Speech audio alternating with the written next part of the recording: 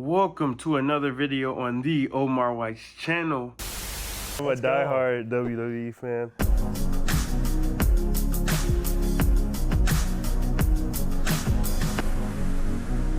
This is what you told me. As you know, this is a sports show, and if you're not down with that, then you got to go.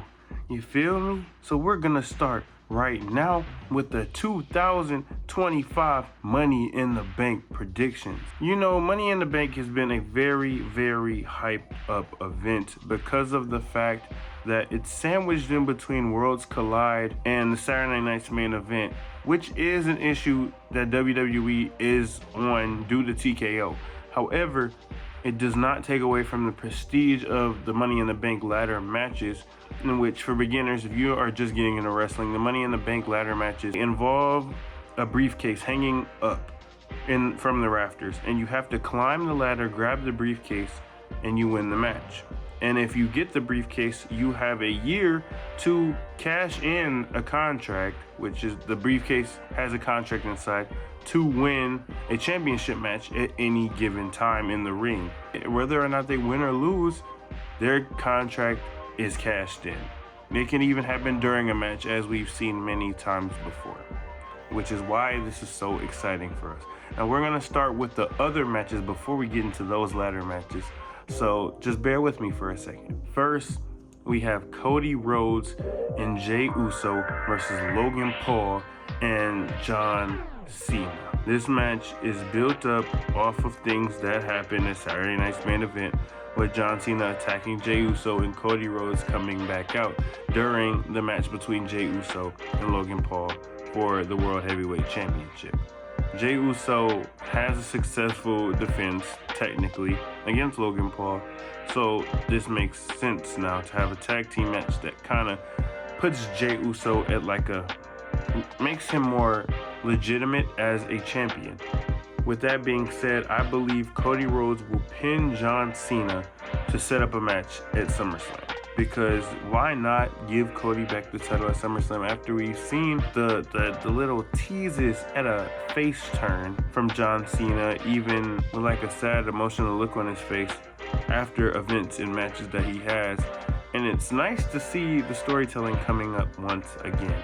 Lyra Valkyria versus Becky Lynch for the Women's Intercontinental Championship. Now this one intrigues me. This is bringing back mid-card relevancy, because lately the United States Women's title and the Intercontinental Women's title has not been amazing. You have Zelina Vega holding the United States Women's Championship, and you have Lyra Valkyria holding the Intercontinental Women's Championship. It doesn't feel like it's a valid belt to have, because there's been so much overlooking about it. It's not usually placed on main cards. There's no real contenders out there to do it. It just kind of seems like a way to get more people screen time, when it should really feel like a belt that everyone wants to pursue, which is why someone like Becky Lynch coming into the division to do that is going to be successful.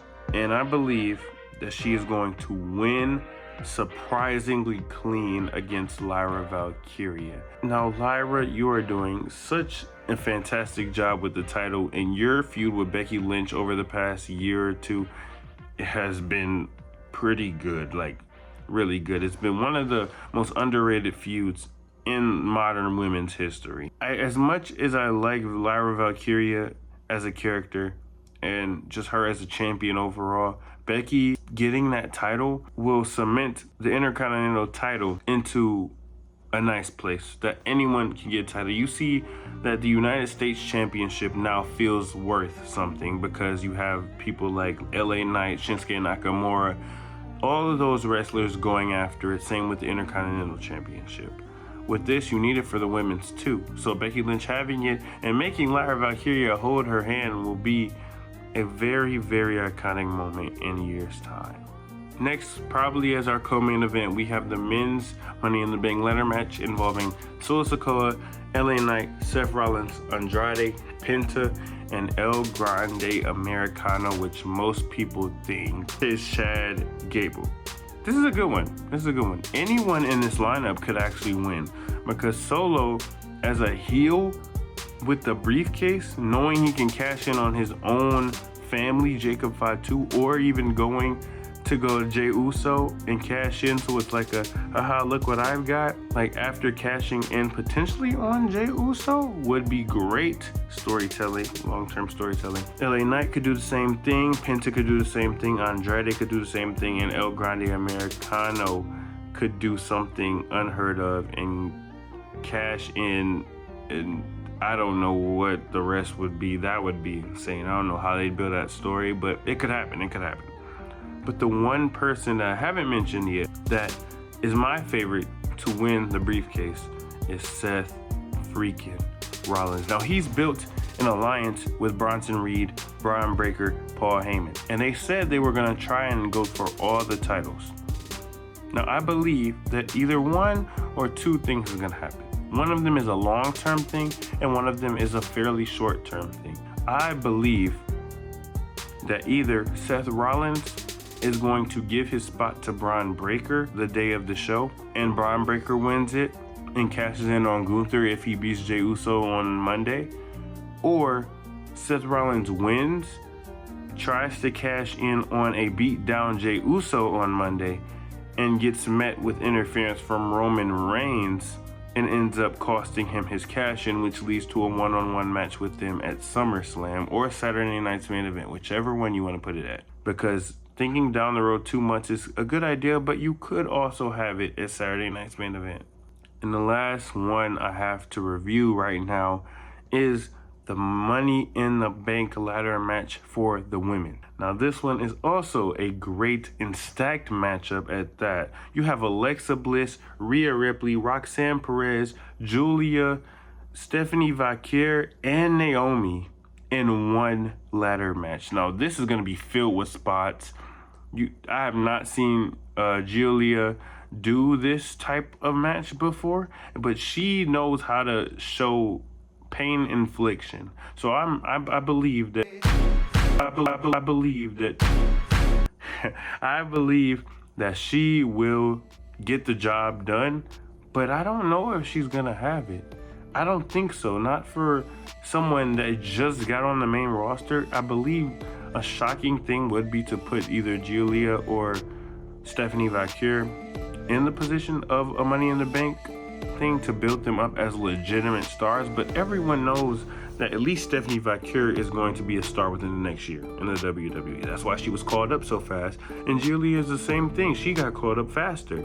So I don't think giving it to either one of them would be the right move. And Naomi, a great character, but I think Bianca Belair is going to cost Naomi.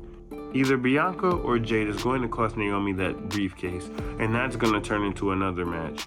Again, the one name that sticks out to me is Alexa Bliss. She hasn't gotten the moment since 2018 when she was featured in so many Raw segments. She hasn't been able to get back to her original prime with the Little Miss Bliss character. And I think the seeds have been planted for her to have someone help her. And I think that person is going to be Charlotte Flair. Now, Charlotte Flair has been getting like messages from Alexa Bliss during segments on SmackDown and things like that. And I think Charlotte's gonna finally realize it's what she needs to change herself, just like Alexa Bliss changed herself, if you know what I mean. Doing that would make Charlotte more likable in a way, because it's something other than the Queen, because it's been the Queen for 10 years. So in order to stop it, she needs a new thing, and I think Alexa Bliss is going to do that with the help of Charlotte Flair. Now, will it be a successful cash-in? I have no idea, but women's cash-ins in the WWE have worked out 100% of the time, literally. It's happened 8 straight times. That's what Monday Night Raw just reported, and that's what everyone knows already. So whoever is going to win it, they're probably going to fail to cash in for the first time because they brought it up, but we'll see what happens. And that is it for Money in the Bank. If you would like to watch Money in the Bank, it is this Saturday, June 7th at 7 p.m. Eastern Time. It is based in Los Angeles, California, and there are 4 matches. But before that, there's a Worlds Collide, which is at 3 p.m. on YouTube. For Peacock, it will cost you a little bit per month, but it's okay because you get everything. You get every show. This is not a sponsor, by the way. You get a lot of shows. You get all the WWE content if you're in the United States. So, yeah. That'll be all. And it's your boy, THEOmarWhite.